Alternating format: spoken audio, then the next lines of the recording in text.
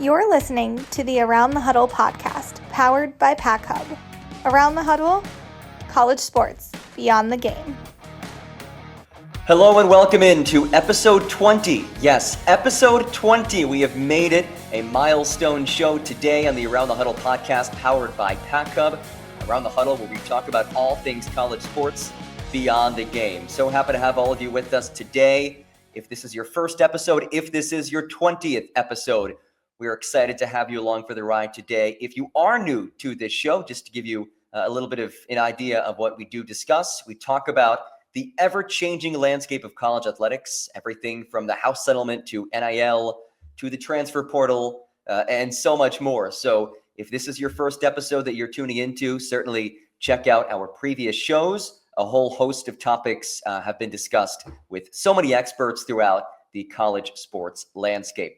As always, we are powered by PAC-Hub. Take a look, bottom of your screen, PAC-Hub.com.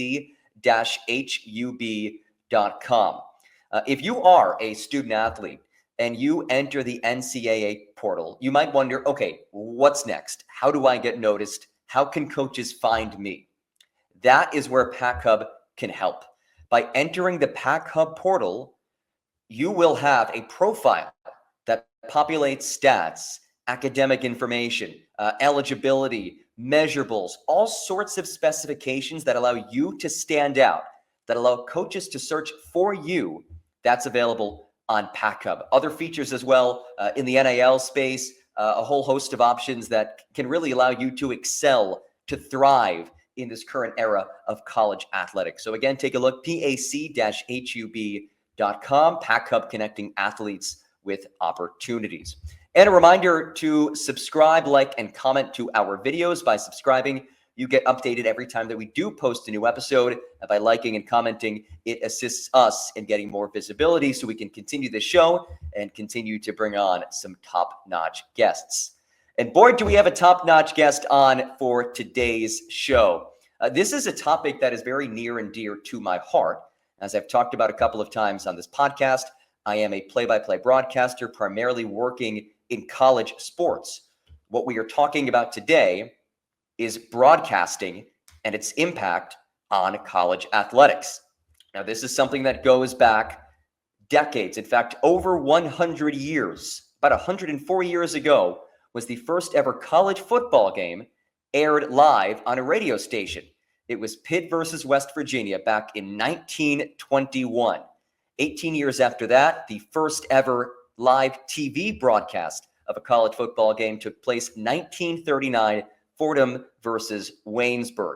A lot has happened since then, but one thing is for sure, broadcasting, media rights, and everything else involved in airing games on the radio, TV, and streaming have forever changed college athletics. And to discuss that today is somebody who is an expert in this field. It is Armand Broady. Armand is a co-host of the Sports Media Watch podcast, where he and Sports Media Watch founder John Lewis discuss the latest developments in sports media, from ratings to rights to personnel moves. Armand is a former ESPN researcher. He's also worked with some of the most prominent talent in the business. And when he is not following sports media trends, he's a broadcaster, mentor, writer, and I'm lucky to call him a friend as well. So let's welcome on today's guest to the Around the Huddle podcast, Armand Broady. Thanks for hopping on today. Wow, what an intro. I'm so glad to be with you, John. It is good to see you again, friend, and nice to be with you. Really appreciate your time today. As I said, this is a topic near and dear to myself. I know it's the same for you. We can certainly give a plug to your show. I will say I've listened to many of the episodes. I'd say probably my favorite was it last spring you had, or a couple months ago, Bob Costas? Yes, we did. That was a great episode. So we can start with this. Just feel free to plug your show. Yeah, so Sports Media Watch podcast, we typically come out with content for you every week. Because of the summer and the holiday, may not happen quite every week, but we'll certainly be picking things up once the NFL season rolls back around August, September. But John Lewis and I come together every week and talk about the rights, what's going on with the NFL, the NBA, college football, college basketball, college baseball, the U.S. Open. I mean, every aspect of sports media we try to cover in some form.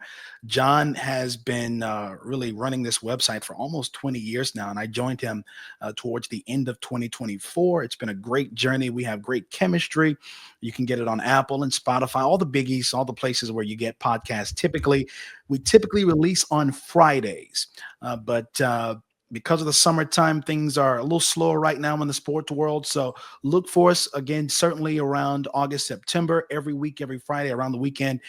But we talk about everything from how Tom Brady did as an analyst to what's happening in college sports world with rights and who's getting money and where is it going and which network is getting the rights to which sports. So we try to cover it all, and make sure you tune in. We try to give you a different perspective on our podcast as well.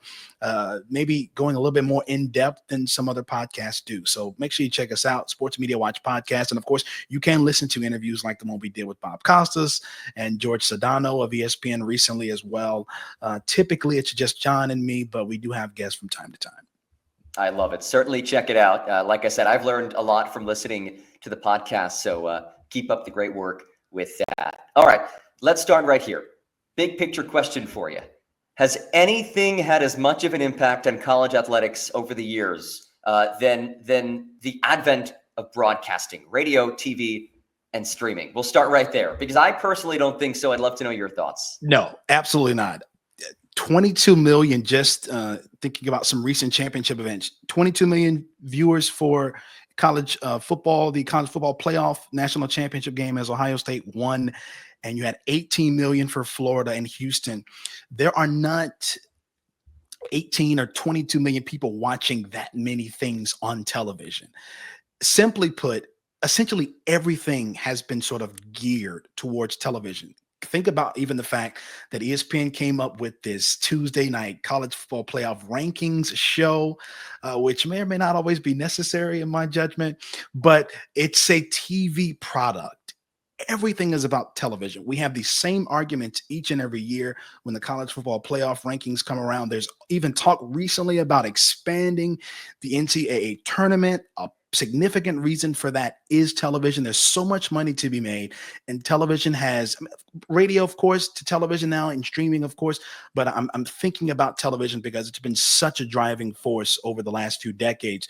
But there's just so much money to be made. The distribution and the opportunities that the networks have to benefit and these schools have to benefit. It's been harmonious, although at times rocky relationship, but certainly nothing has had as big an impact on the growth of college sports than broadcasting. Let's start with those benefits. You mentioned the schools have benefits, the networks benefit from the growth of TV and of college sports. What are some of these specific ways that those parties do benefit from this? So I want to give you just one example, John, of what I'm talking about. Back in 2023, the Ohio State, and I know you're a Penn Stater, so bear with me here.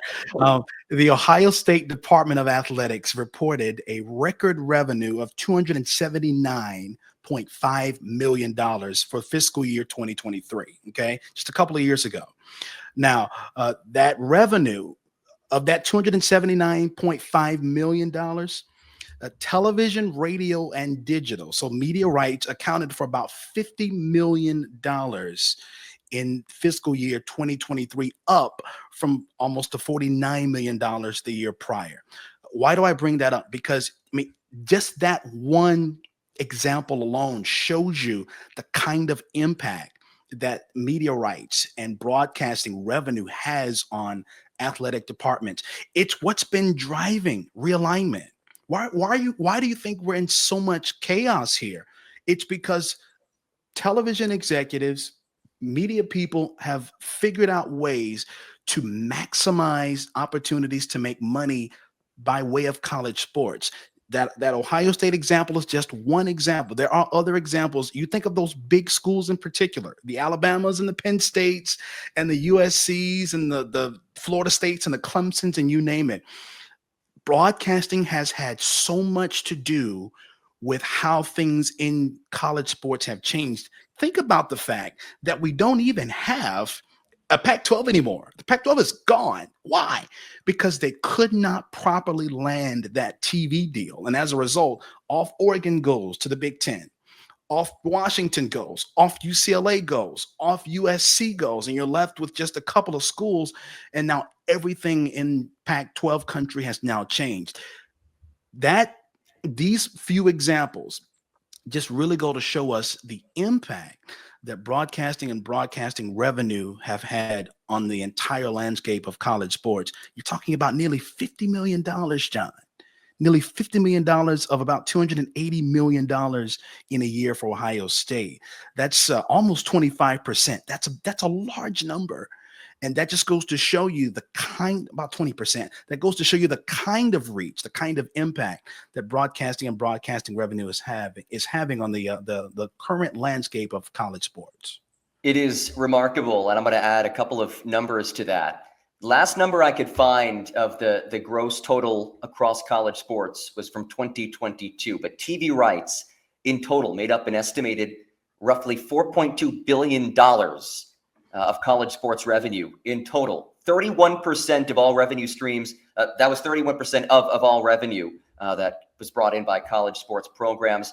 That is the largest single revenue generating item out there. And you referenced Ohio State, of course, out of the Big Ten. The Big Ten has this new TV rights deal, which I want to dive into in a second, but dating back to 2022 when it was initiated, Fox, CBS, NBC, totaling $7 billion over 7 years. Each school is estimated to make between $80 and $100 million, which is actually considerably more than the SEC. You compare that to the SEC in 2023 and 2024, about $52.6 million was the payout per school. So we're talking about these media rights deals that these conferences cultivate with networks.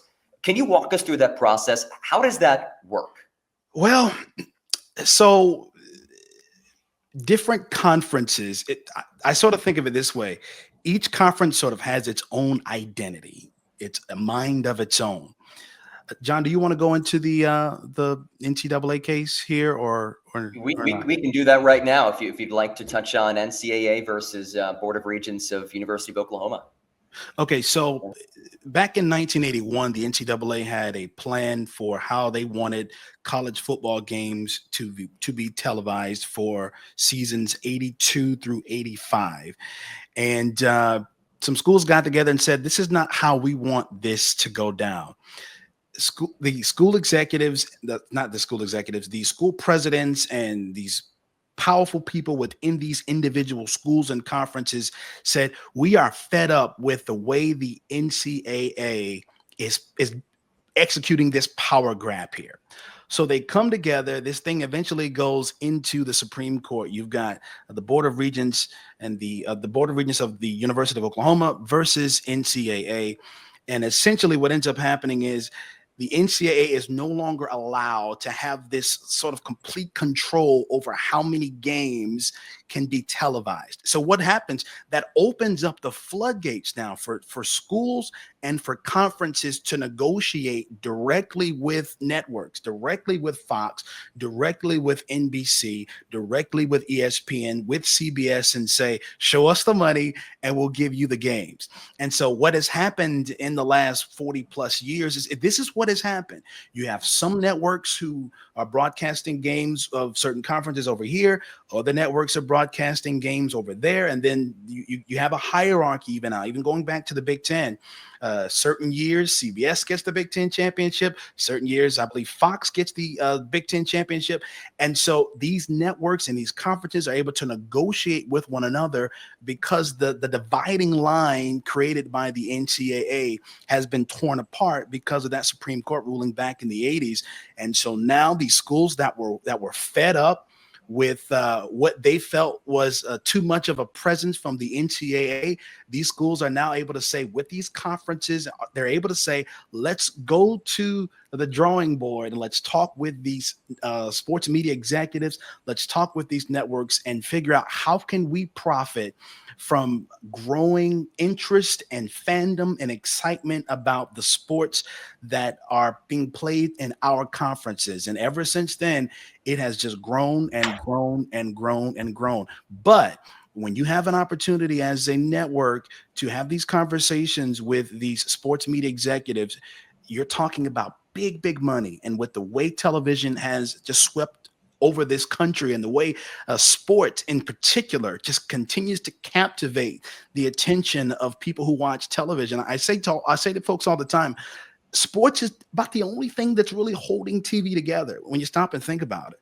People are not watching anything else. They're cutting the cord by the millions. They're cutting the cord, and with streaming and Netflix and Amazon Prime and all these other things that people have opportunities to watch, sports is about the only thing that regularly and consistently brings people together by the millions, and college athletics has been a big beneficiary of it. Hi, I'm Michael. I'm one of the PAC-Hub's AI specialists. Today, I want to show you why PAC-Hub is the ultimate platform for college baseball players looking to transfer to a new college program. First, let's take a look at our extensive network of coaches. With over 150 coaches actively using our system, you have a huge pool of experts to connect with. Imagine having access to all these experienced coaches searching for talent like yours. You even have the ability to connect with any of these coaches via our internal messaging system. This means more opportunities to showcase your skills and find the perfect new team. Now let's switch gears and see things from a coach's perspective. Coaches can easily search for athletes by position or stat. Let's say I'm looking for a left-handed pitcher with good pitching stats. With just a few clicks, I can find top-performing pitchers who meet my criteria. This efficient search functionality ensures that coaches find the perfect fit for their teams and athletes get matched with opportunities that suit their strengths. PAC-Hub is all about connecting talent with opportunity. Whether you're an athlete looking to transfer to a new college team or a coach searching for the next star player, PAC-Hub has the tools you need to succeed. Don't miss out on the chance to be part of this amazing community. Join PAC-Hub today and take the next step in your baseball journey. Visit www.pac-hub.com to sign up now. And correct me if I'm wrong, but not only sports, but football in particular, right? I see those graphics every year, the most watched TV shows every year, and it's all NFL and then some college games as well. I think last year, John, if I'm not mistaken, 97 of the top 100 most viewed television events in this country were sporting events. Wow. And that tells you what people are watching. Yeah, you may get the Grammy Awards to slip in there. You may get a special edition of a big interview with a big star or something like that. But by and large, sports is driving this thing. And it's also why so many of the calls keep going up to keep these sports on television for these networks. So we've touched on how these conferences go out and these deals. And we have now seen conferences go out themselves and create TV networks. So Big Ten Network, SEC Network, ACC Network. The Pac-12 had tried something, but did not work out all too well. So where did that come from? So honestly, this may sound a little sarcastic, but they can do it. I mean, so it's like, this is something we can do. This is something we can take advantage of, so let's do it. I go back to former Big Ten Commissioner Jim Delaney, who got with a Fox Sports executive years ago as the Big Ten Network was about to come on the horizon in 2007. And Delaney asked the executive, he said, "What do you think about the idea of a network?" And the executive says, "Well, I like the idea." And really the two primary reasons are distribution and finance. Can we get these schools and the knowledge of these schools and these events, can we get them spread as broadly as possible to as many people as possible, number one. And then number two, how do we make money? And Delaney says I can bring a grant of rights and we can both market. So they come together. Around that time, the Big Ten totaled about 9% of ESPN's college sports inventory. And Delaney had done some research and he'd had some people, do the numbers and figure some things out. And they wanted an opportunity to get what was happening across the Big Ten spread to as many people as possible. And so you get the media executives, these sports media executives who are looking for a way to bring in money.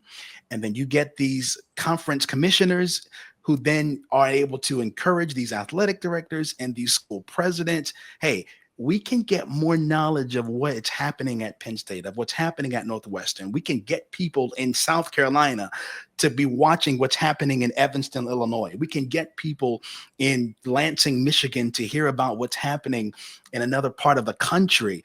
And so they come together and they say, this is how we can make this thing happen. You get the distribution on one side. Think about this, John. Think about it. At any given time, Big Ten fans can exist now in any part of the country. Yes. And watch their team no matter where they are. So you've got Big Ten fans in Charlotte, North Carolina. You've got Big Ten fans in Evanston, Illinois, and you've got Big Ten fans in Berkeley, California. Why? Because network executives and conference commissioners and athletic directors figured out that by expanding the distribution reach and understanding how we can make more money through advertising and through revenue through the media, we figured out a way to make sure we get as many eyeballs on our product as possible.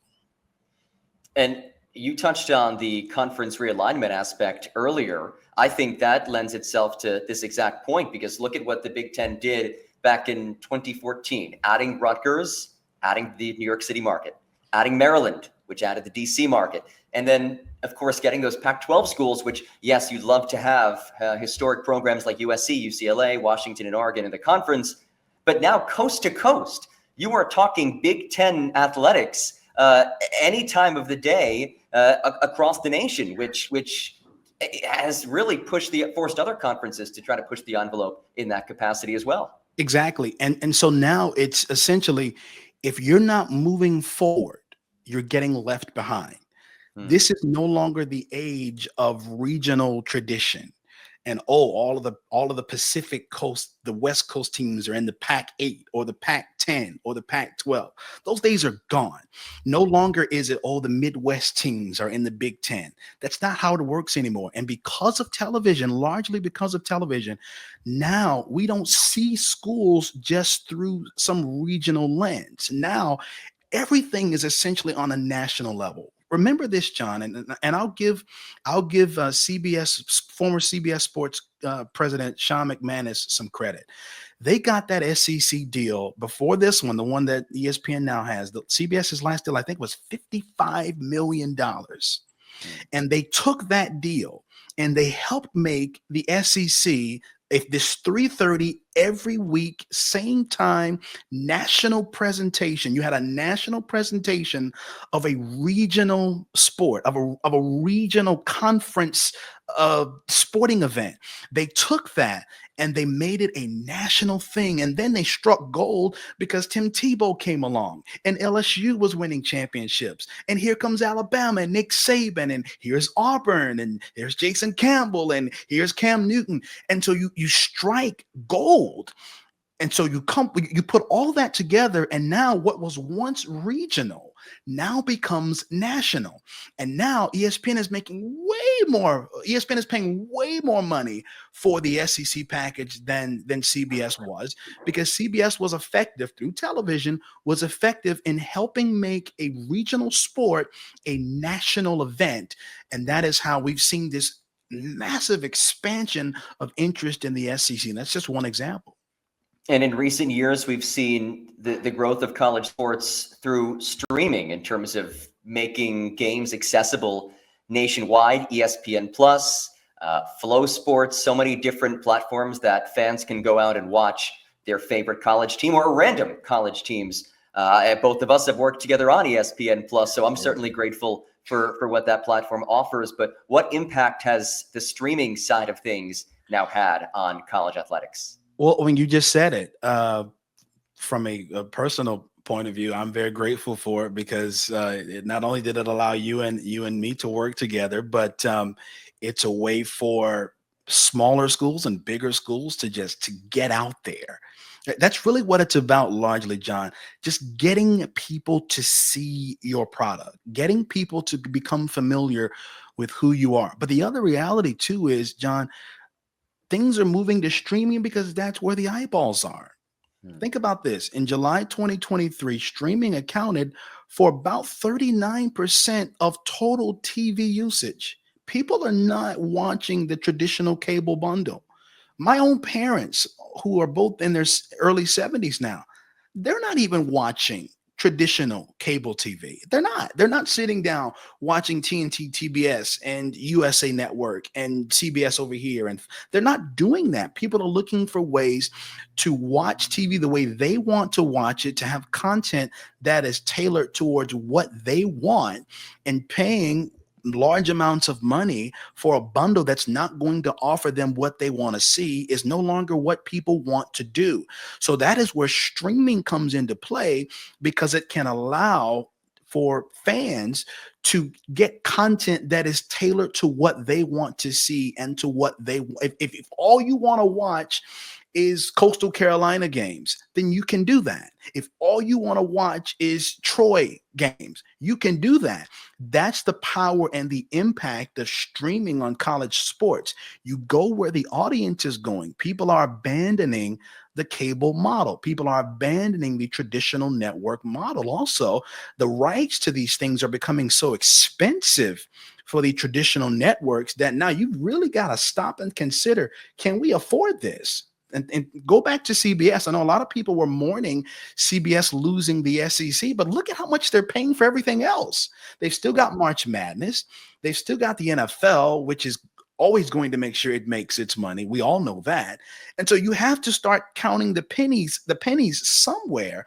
And you have to start saying, where can we cut back and what can we emphasize? And so what happens? CBS ends up paying less for its college football than it would, but they have a lower package now in the Big Ten versus that primary SEC spot.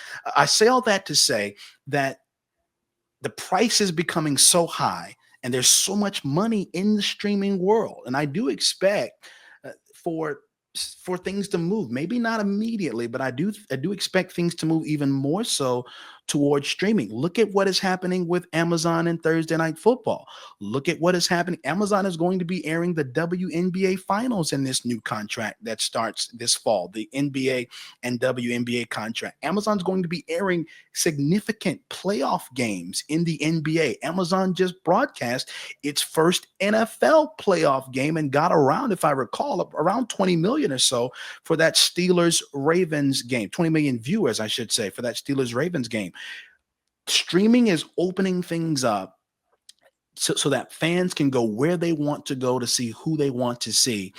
And college sports has to factor into that as we move forward into the 2030s. Hi, I'm Michael. I'm one of the PAC-Hub's AI specialists. Today, I want to show you why PAC-Hub is the ultimate platform for college baseball players looking to transfer to a new college program. First, let's take a look at our extensive network of coaches. With over 150 coaches actively using our system, you have a huge pool of experts to connect with. Imagine having access to all these experienced coaches searching for talent like yours. You even have the ability to connect with any of these coaches via our internal messaging system. This means more opportunities to showcase your skills and find the perfect new team. Now let's switch gears and see things from a coach's perspective. Coaches can easily search for athletes by position or stat. Let's say I'm looking for a left-handed pitcher with good pitching stats. With just a few clicks, I can find top-performing pitchers who meet my criteria. This efficient search functionality ensures that coaches find the perfect fit for their teams and athletes get matched with opportunities that suit their strengths.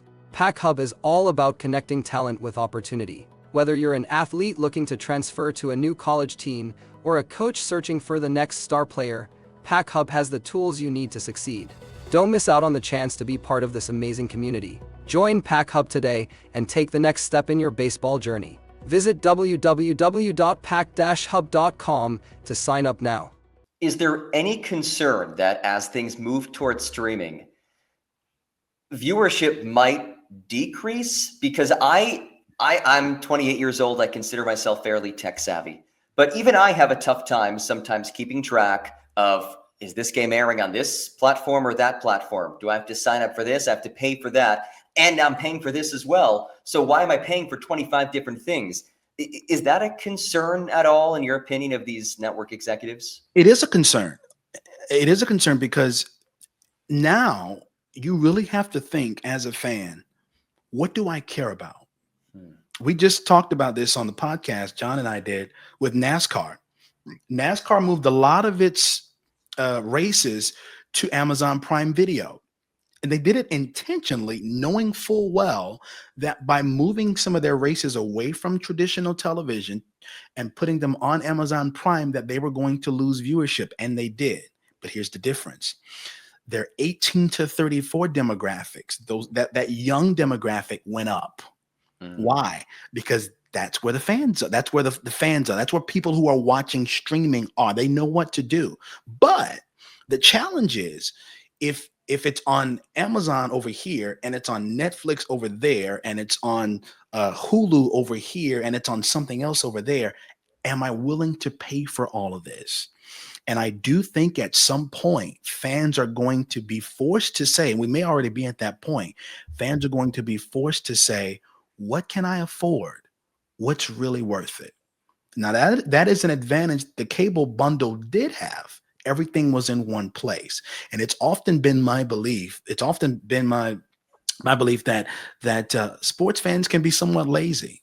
We don't really want to have to work that hard to find what we want. And it can be a little bit discouraging sometimes when the pie is being broken up across so many different forms of media. And so I do see there being some bumps in the road potentially moving forward, because the fans are going to have to say, can I afford this?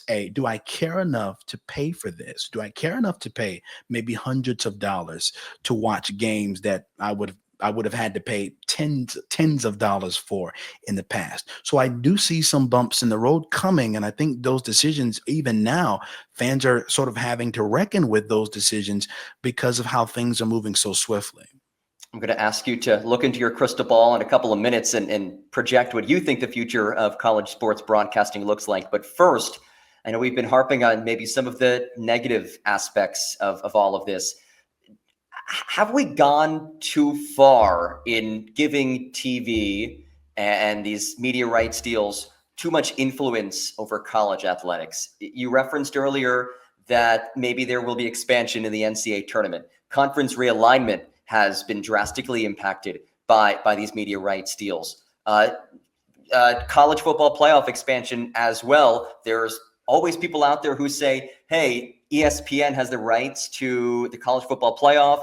They're maybe influencing in a back room who should get. I don't think any of that's true, but people still go out there and say it. Have we gone too far at all, do you think? Wow, that's a great question.